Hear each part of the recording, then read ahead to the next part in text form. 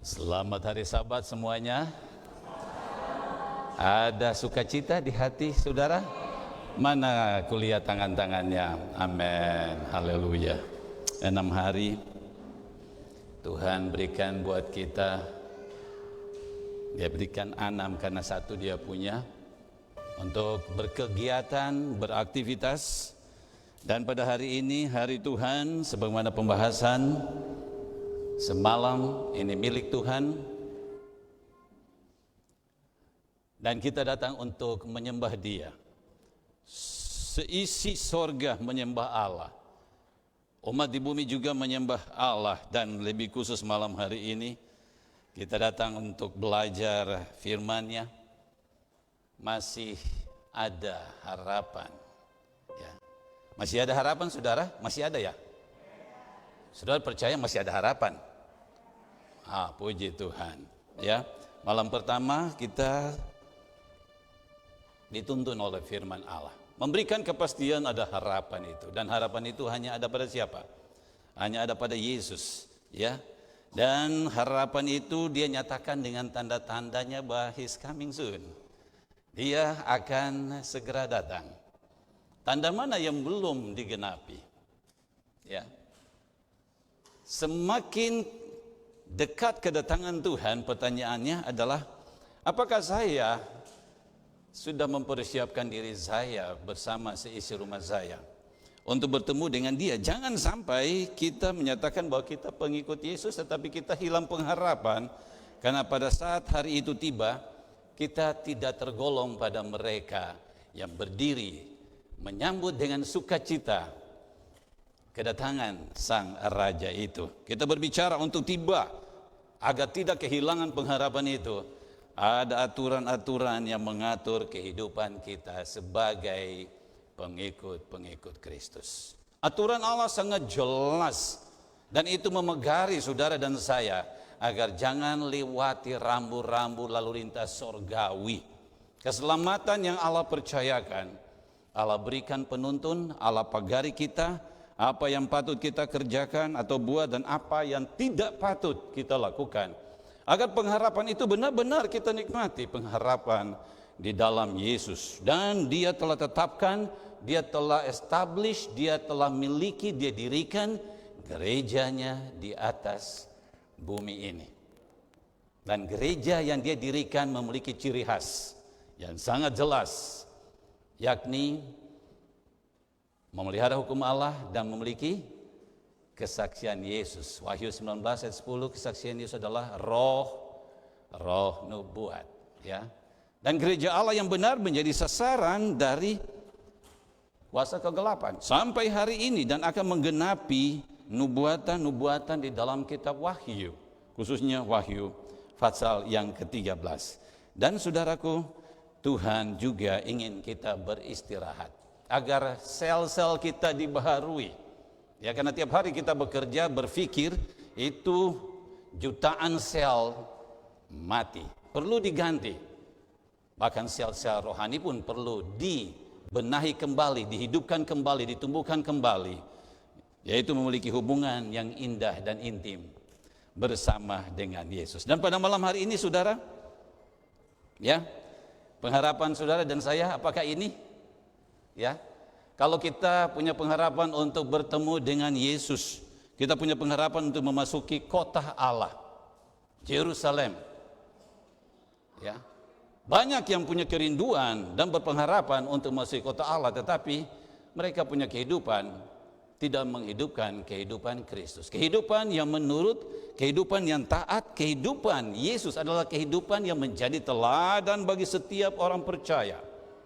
Siapapun saudara dan saya, tidak terkecuali, siapapun kita, latar belakang pendidikan apapun saudara dan saya, ras, etnis, ya, perekonomian apapun, kalau kita tidak memiliki Yesus, Yesus tidak ada di dalam diri kita, kita tidak hidupkan kehidupan seperti Yesus, maka harapan itu hanyalah impian belaka.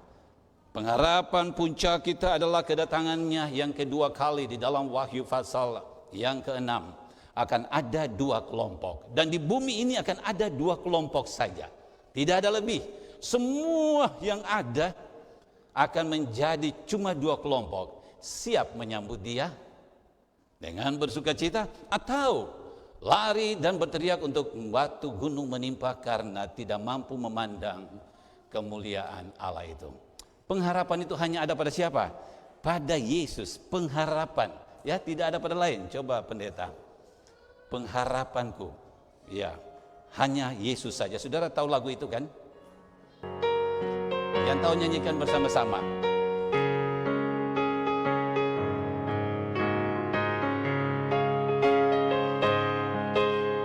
Pengharapanku hanya Yesus yang mati atas Golgota. Amin. Dia gemati jiwaku yang sungguh Yesus. Oke, terus puji Tuhan. Yesus harapan jiwaku.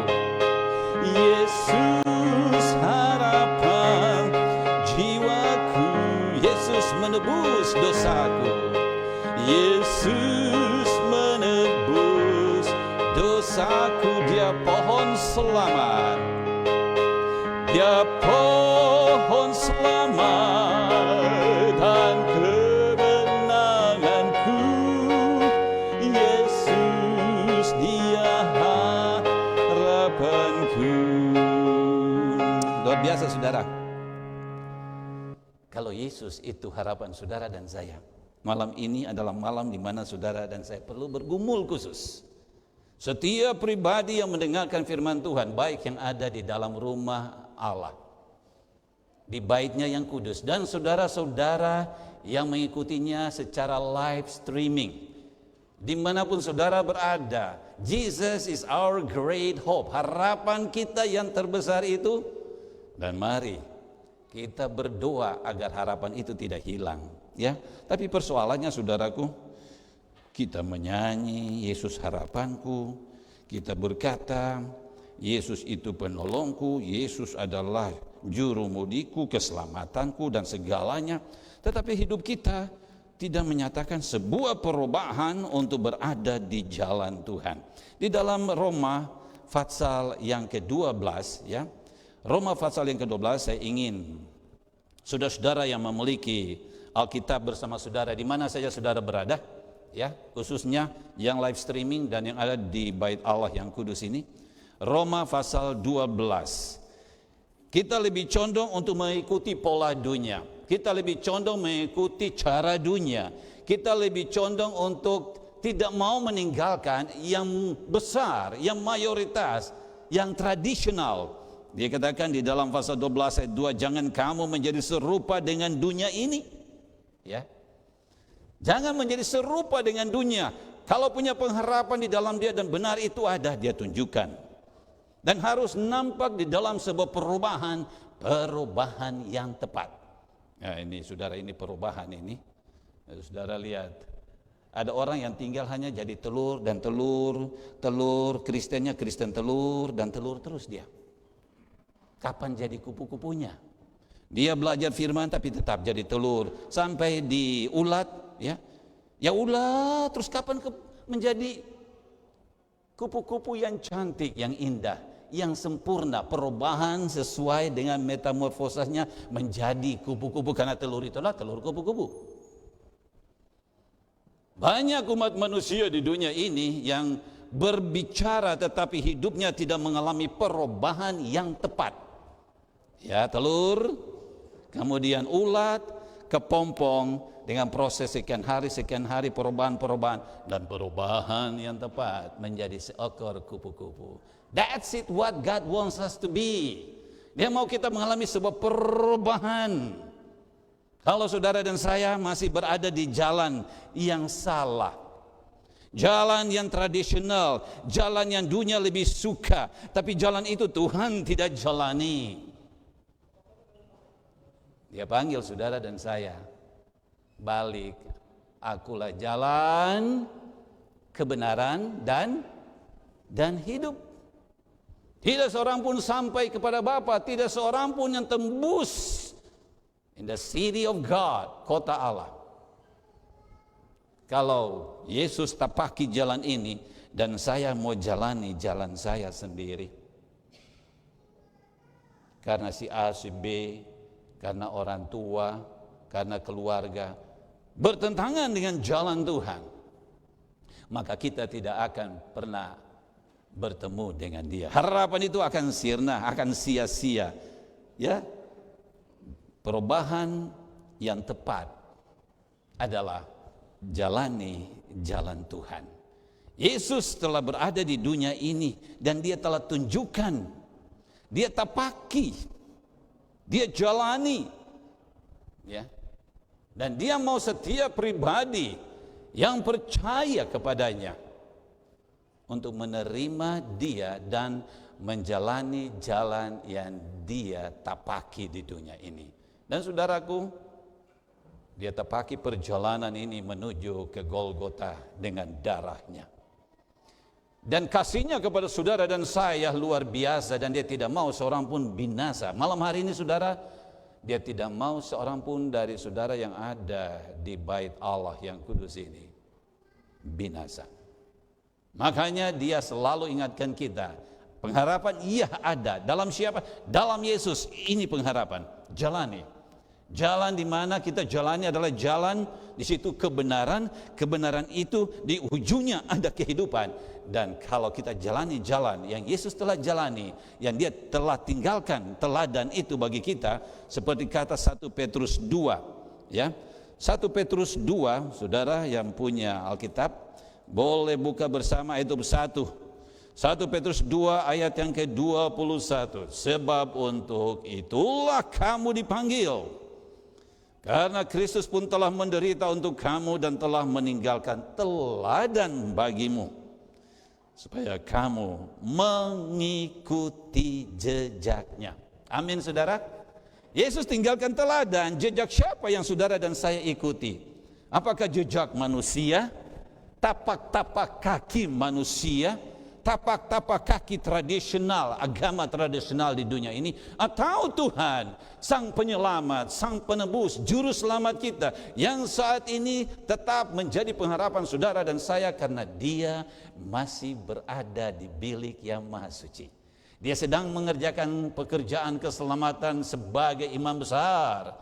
Dia sedang mengerjakan pekerjaan keselamatan sebagai seorang mediator yang mengantarai saudara dan saya bersama Bapa.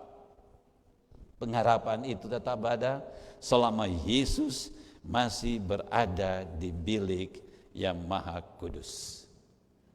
Ketika Dia keluar dari bilik yang maha kudus, maka pintu rahmat tertutup.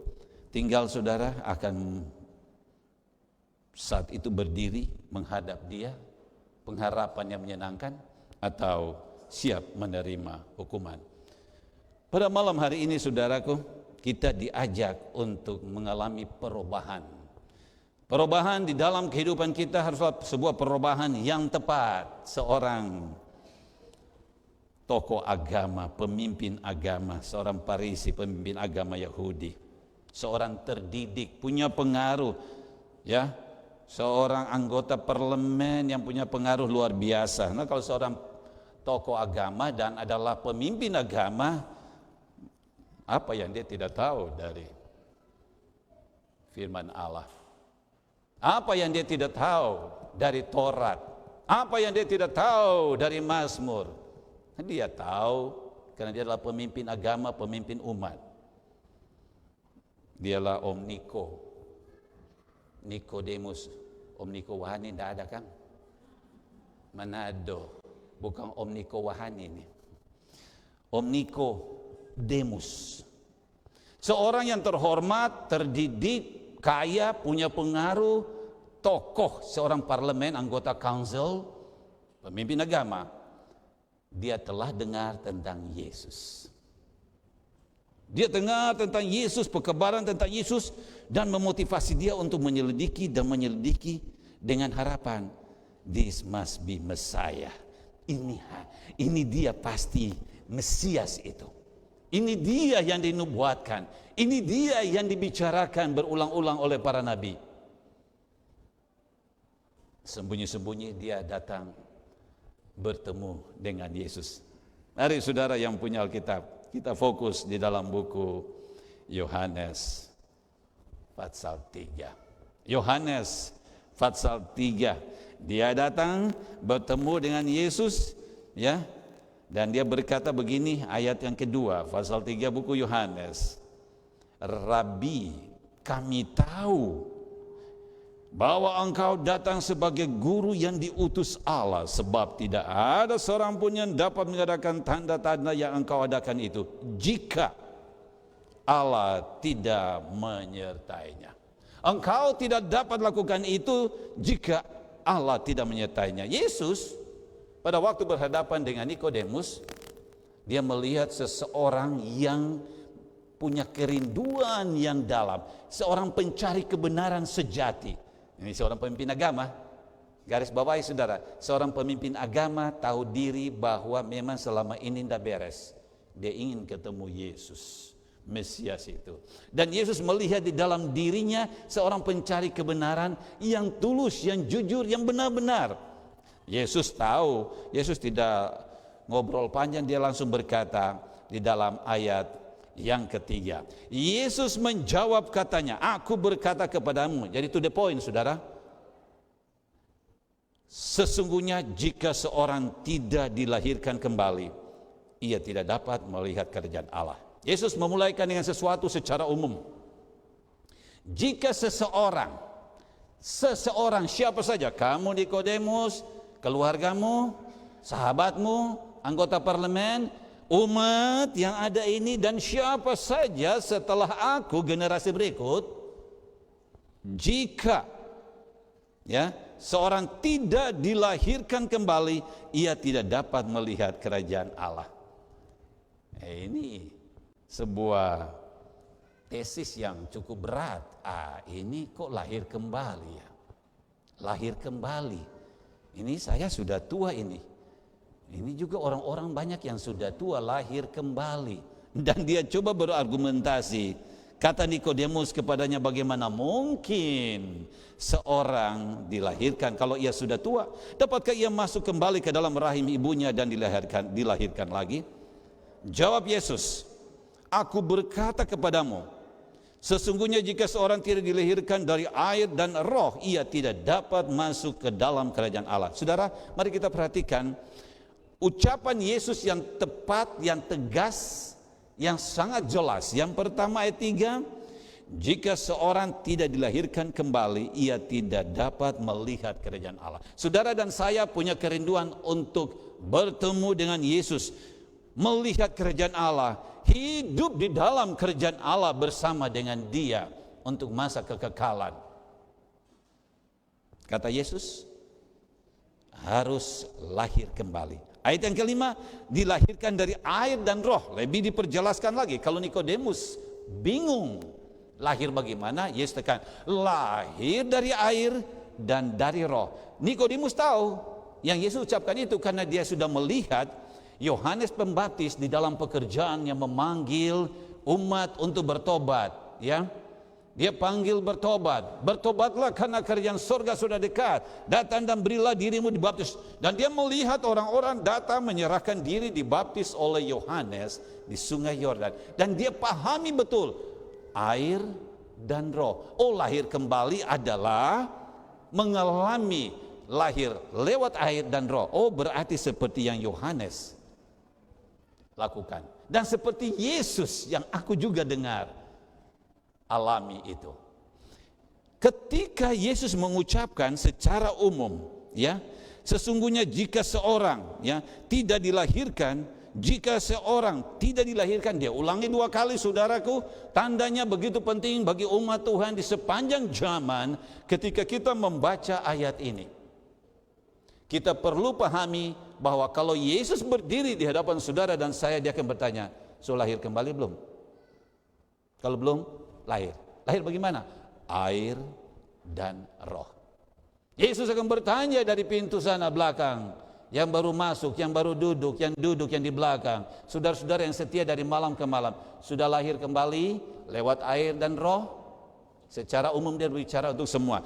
Dan ketika percakapan dia dengan Nikodemus ini, dia datang di ayat yang ke-7, ayat 3, ayat 5, dan ayat ke-7. Dia langsung poin kepada Nikodemus, kamu harus dilahirkan kembali. Seorang tokoh agama, kamu harus lahir kembali. Seorang pemimpin agama Yahudi, kamu harus lahir kembali. Siapapun itu, seluruh umat manusia, termasuk kamu Nikodemus, kamu harus lahir kembali. Saudara yang dikasihi oleh Tuhan, ini perikop ini penting, yang banyak kali kita lupakan atau kita abaikan.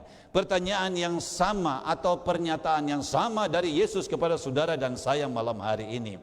Apapun percakapanmu, engkau mengatakan aku punya harapan kepada Yesus, aku seorang Kristen, aku dilahirkan di dalam kekristenan, aku seorang yang beragama, tapi Yesus akan berkata, kamu harus lahir kembali. Kalau engkau tidak lahir kembali, engkau tidak akan melihat kerajaan Allah. Itu kunci saudara, itu tegas Yesus berkata sampai 3 kali.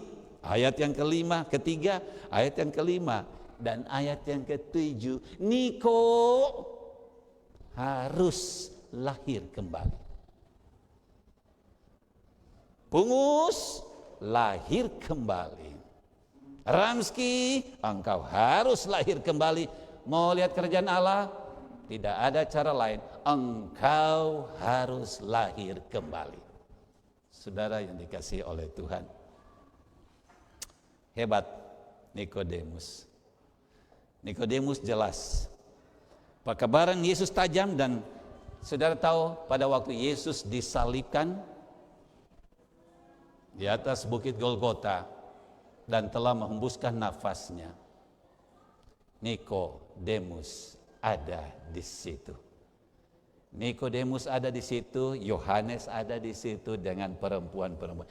Nikodemus telah menerima Yesus sebagai juru selamat pribadi. Siapa dia? Tokoh agama. Siapa dia? Tokoh masyarakat. Siapa dia? Orang penting. Siapa dia? Pemimpin agama Yahudi.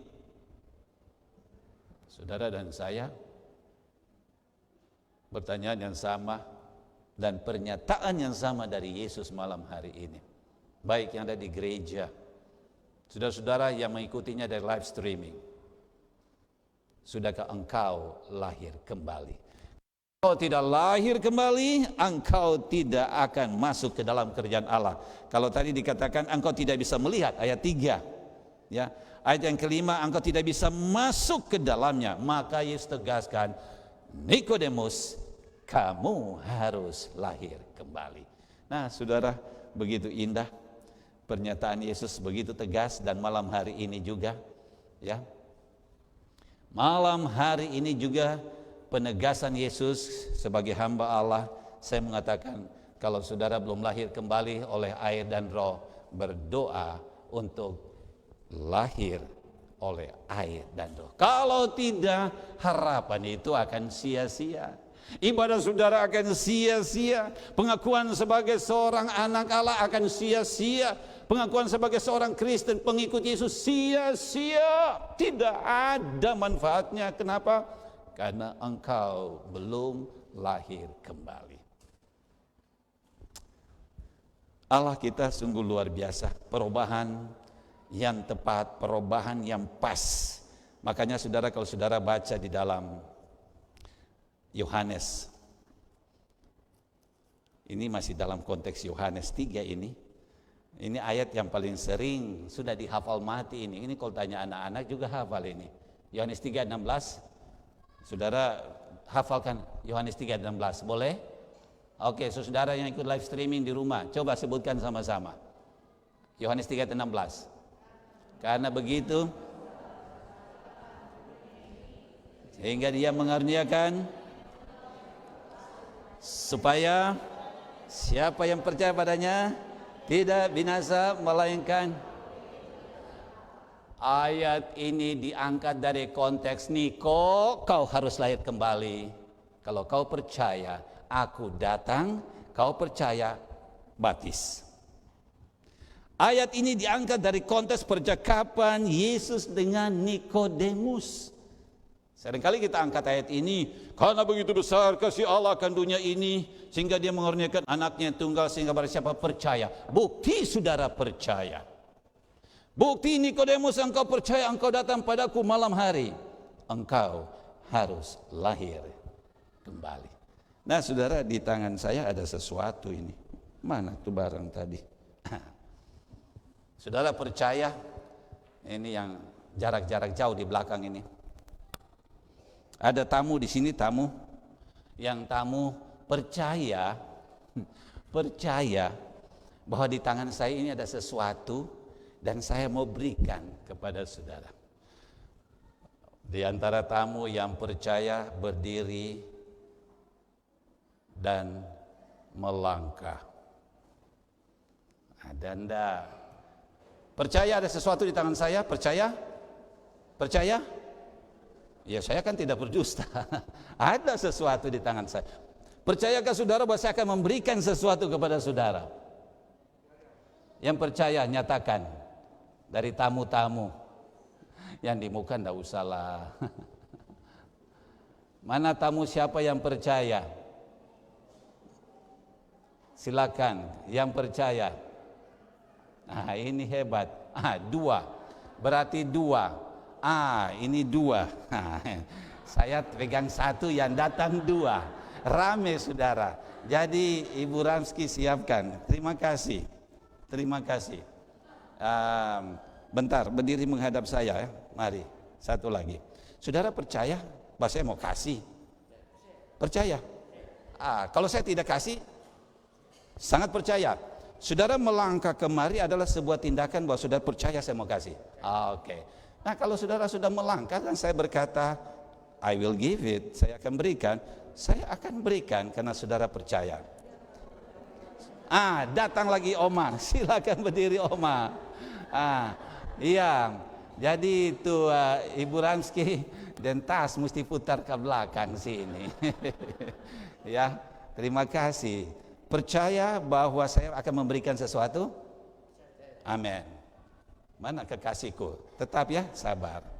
Pengharapanku hanya Yesus saja, yang hati di atas Golgota. Sebentar.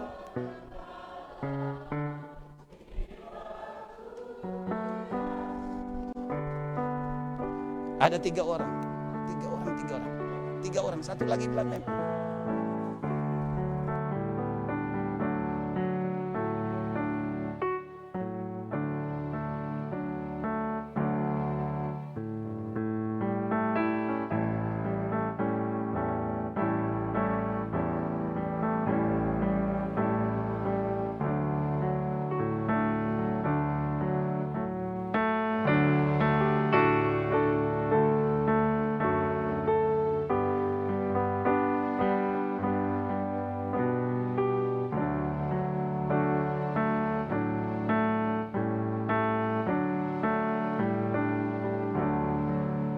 Yesus harapan jiwaku,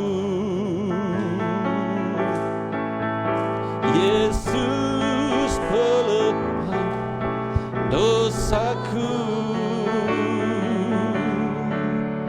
Dia pohon garam dan kesemangatku, Yesus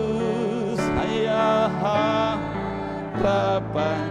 Terima kasih kepada ketiga saudara, diberkati Tuhan, boleh kembali ke tempat duduk, silakan. Ini bukti percaya. Percaya itu bukan cuma kau percaya Yesus, percaya, mana tindakanmu? Percaya itu aktif, melangkah ke depan. Dan mereka 1 jadi 3 itu berkat saudara. Itu berkat, ya, berkat yang besar. Karena malam ini banyak yang percaya, amin. Dengarkan, karena begitu besar kasih Allah akan dunia ini sehingga telah mengaruniakan apa? Anaknya yang tunggal yang sedang duduk berbicara dengan Nikodemus, supaya setiap orang yang percaya, Niko, kamu harus lahir kembali. Kau percaya Niko? Nikodemus percaya. Terima kasih. 3 hambanya tadi percaya. Ya. Sebuah kepercayaan. Ya. Ini harapan. Amin. Baca sama-sama 1, 2, 3. Barang siapa percaya kepadanya, ia tidak, ulangi 1, 2, 3. Barang siapa percaya kepadanya, Nikodemus tidak dihukum ketika dia percaya, dia terima Yesus, dan dia sudah tua, sayang. Dia sudah tua. Dia pemimpin gereja, tapi selama ini dia tersesat. Selama ini dia buta. Selama ini dia dengan dirinya sendiri. Selama ini dia mengandalkan keselamatan oleh dirinya. Yesus berkata, Niko, kamu harus lahir kembali. Percaya? Percaya. Dan barang siapa percaya kepada Yesus, lahir kembali, tidak akan dihukum. Tidak. Karena ingat, ada 2 kelompok, satu akan dihukum, satu akan dibawa pulang. Amin, saudara. Pilih untuk dihukum atau diselamatkan. Pilih untuk dihukum atau diselamatkan. Diselamatkan. Untuk itu, saudara, pada malam hari ini saya mengajak kita semua, percakapan antara Yesus dan Nikodemus. Percaya. Nah, ini balik lagi di dalam Markus 16 ayat 16. Yang bisa baca, kita baca sama-sama dalam nama Yesus. Mulai. Siapa yang percaya dan dibaptis? Tapi siapa yang tidak percaya? Amin, saudara. Selesai. Khotbah sebenarnya sudah selesai ini. Tinggal mau serahkan, saudara mau serahkan diri atau tidak. Selesai khotbah. Yesus berkata ketika dia mau naik ke sorga, dia masih ketemu lagi nih dengan murid-muridnya, ya. Kalau tadi itu Yesus masih melayani dengan percakapan dengan Nikodemus, tapi konteks Markus 16 ini Yesus sudah mau pulang dan dia berkata kepada murid-murid, pergilah, jadikan, katakan, kabarkan Injil, baptis. Ini dia, ya.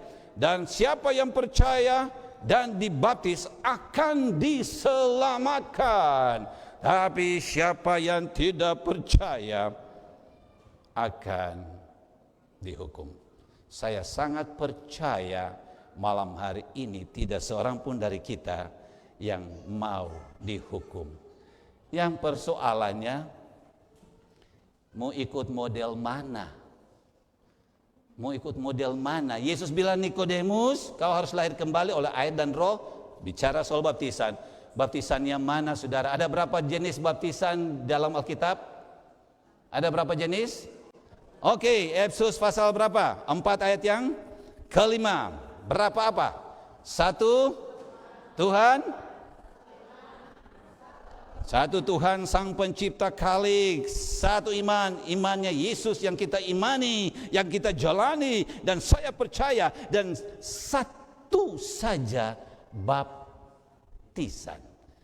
Satu baptisan di bawah kolong langit ini sudah tidak tahu berapa model baptisan.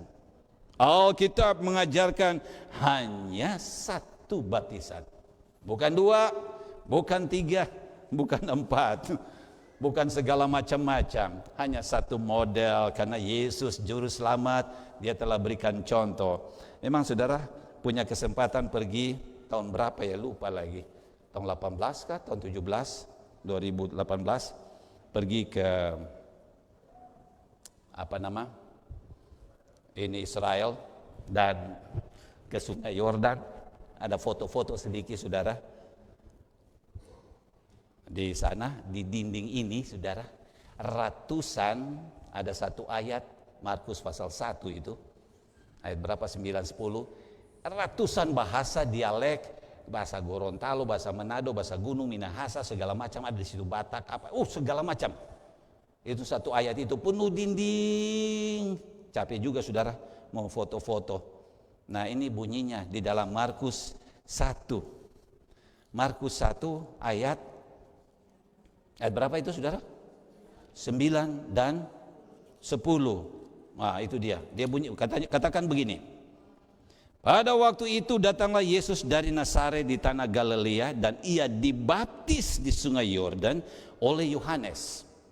Pada saat ia keluar dari air dan seterusnya. Jadi saudara, ayat-ayat yang didinding dengan berbagai macam bahasa, dialek ya, bahasa-bahasa tanah semua itu menyatakan bahwa Yesus dibaptis di sungai Yordan.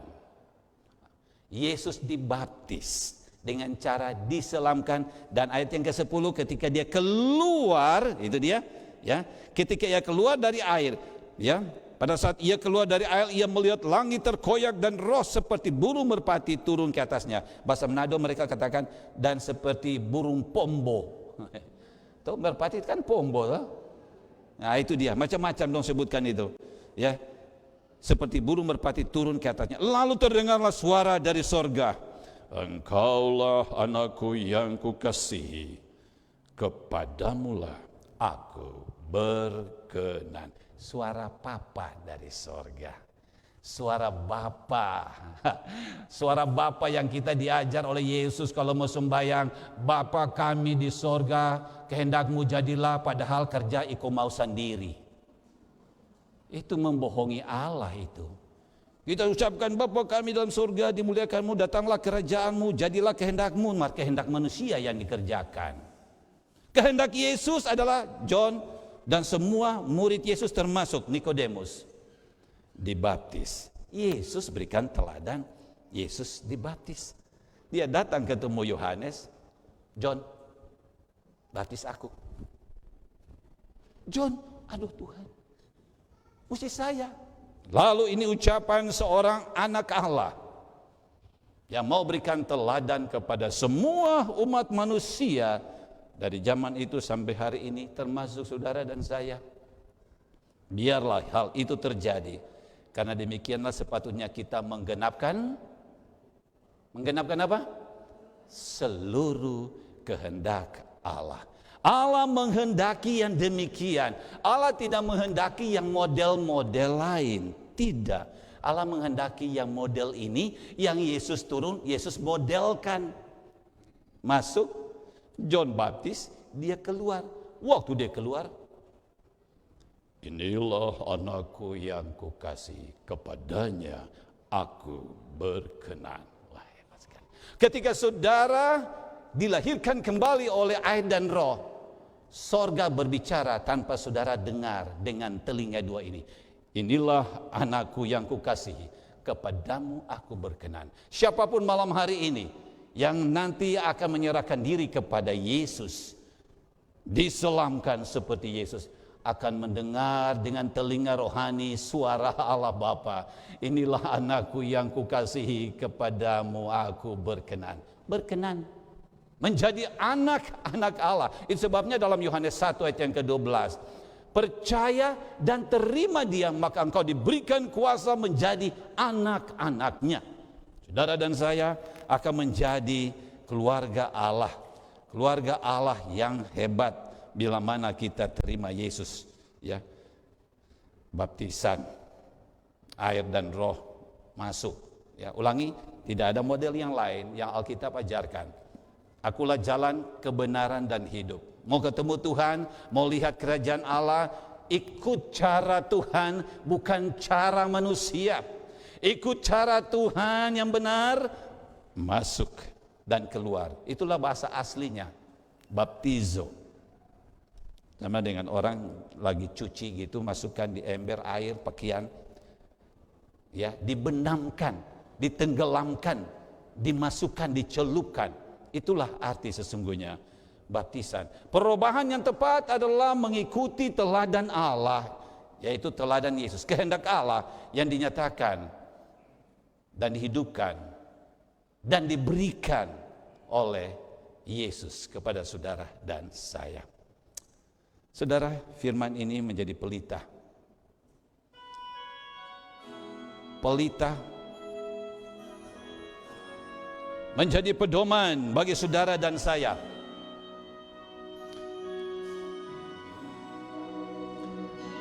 Jangan ikut cara lain.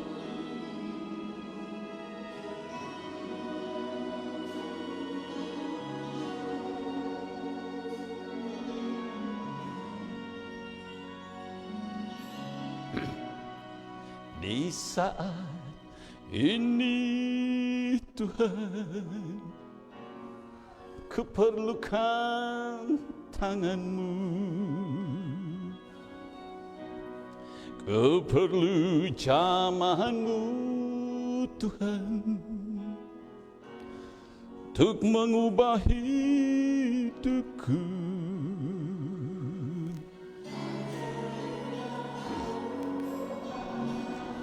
Ajarilah aku Tuhan, melakukan firman-Mu,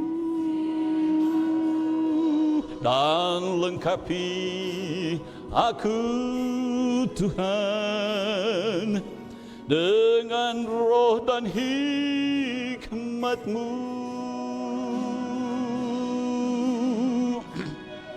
Tiada yang mustahil bagi-Mu, oh, tiada yang tak mungkin bagi-Mu. Aku mau berserah dalam tangan-Mu, oh Tuhan. Firman-Mu itu pelita bagiku, oh, firman-Mu itu terang bagi jalanku.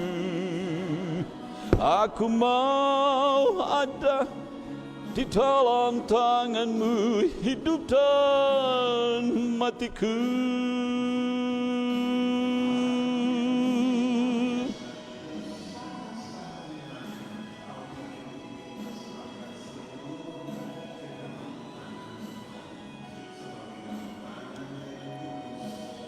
Di dalam Tuhan tidak ada yang mustahil untuk diubahkan bila saudara serahkan hidupmu mengikuti cara Tuhan. Tidak akan ada yang mustahil.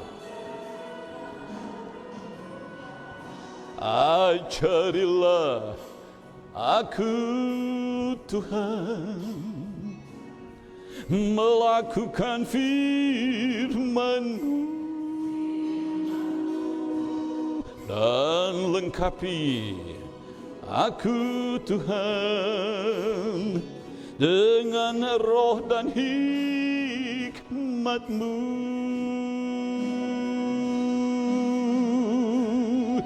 Tiada yang mustahil bagi-Mu, oh Tuhanku. Tiada yang tak mungkin bagi-Mu. Aku mau berserah. Serah saudara. Serahkan diri saudara kepada Tuhan malam ini juga. Oh Tuhan,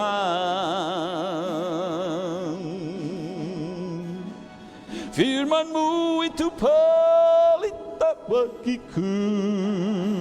Oh, firman-Mu itu terang bagi jalanku. Aku mau ada di dalam tangan-Mu, hidup dan matiku.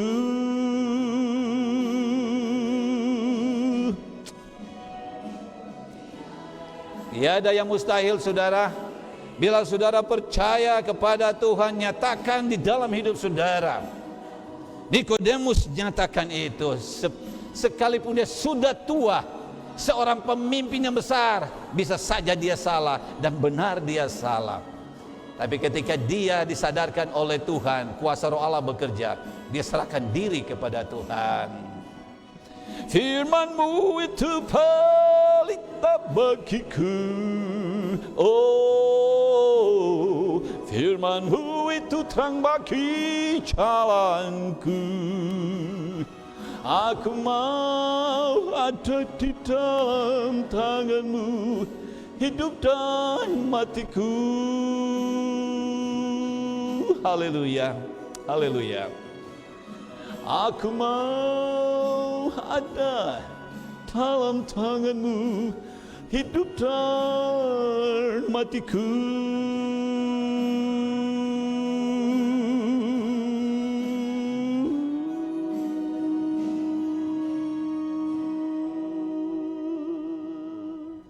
Saudara,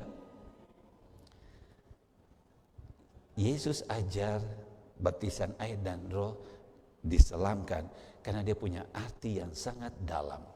Bukan hanya asal-asal. Ada arti yang alkitabiah. Kenapa harus demikian? Mari saudara kita buka di dalam buku Roma. Roma pasal yang ke-6. Roma pasal yang ke-6. Oke? Yang punya firman Tuhan. Atau tidak tahukah kamu, ayat yang ketiga kita mulai. Atau tidak tahukah kamu bahwa kita semua yang telah dibaptis dalam Kristus. Ingat, dibaptis dalam Kristus. Cuman satu baptisan itu. Telah dibaptis dalam kematiannya. Ayat 4. Dengan demikian. Ya. Dengan demikian kita telah dikuburkan bersama-sama dengan Dia oleh baptisan dalam kematian, supaya sama seperti Kristus telah dibangkitkan dari antara orang mati oleh kemuliaan Bapa, demikian juga kita akan hidup dalam hidup yang baru. Ada 3 lambang kudus. Kenapa harus demikian? Itu melambangkan kematian Yesus, dikuburkan, dan kebangkitan Yesus. Itu melambangkan bahwa saudara dan saya diajarkan oleh firman Tuhan harus matikan dulu manusia lama. Matikan keinginan lama, matikan kehidupan di jalan yang salah. Tuhan ampuni saya, selama ini saya berjalan menurut kehendak saya sendiri. Tuhan ampuni saya, selama ini saya mengikuti cara tradisional, bukan cara Tuhan. Saudara matikan, saudara bertobat, kemudian dikuburkan. Gambaran lambang kudus masuk dalam kuburan air, dikuburkan semua dosa kita, dibersihkan seperti Yesus dikuburkan, dan sebagaimana Yesus bangkit, saudara dan saya dibangkitkan bersama dengan Kristus, memiliki hidup yang baru, perubahan yang tepat. Perubahan yang tepat dan benar adalah ketika kita masuk, kita telah matikan, kita dikuburkan, dan kita dibangkitkan seperti Kristus bangkit. Kita memiliki hidup yang baru di dalam Kristus. Untuk itu saudara, pada malam hari ini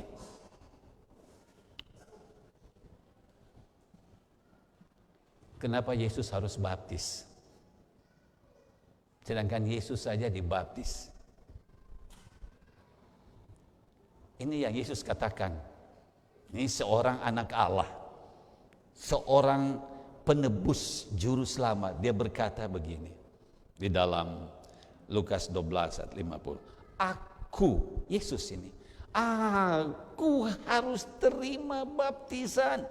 Yesus punya dosa apa, saudara? Aku harus terima baptisan, melakukan kehendak Bapa. Betapa susahnya hatiku sebelum hal itu terjadi. Yesus saja susah sebelum dia dibaptiskan. Padahal Yesus bukan seorang pendosa. Dan tidak pernah kita dapatkan di dalam firman Allah Yesus melakukan berkata dosa. Tetapi dia sendiri berkata, susah hatiku kalau aku belum menerima apa?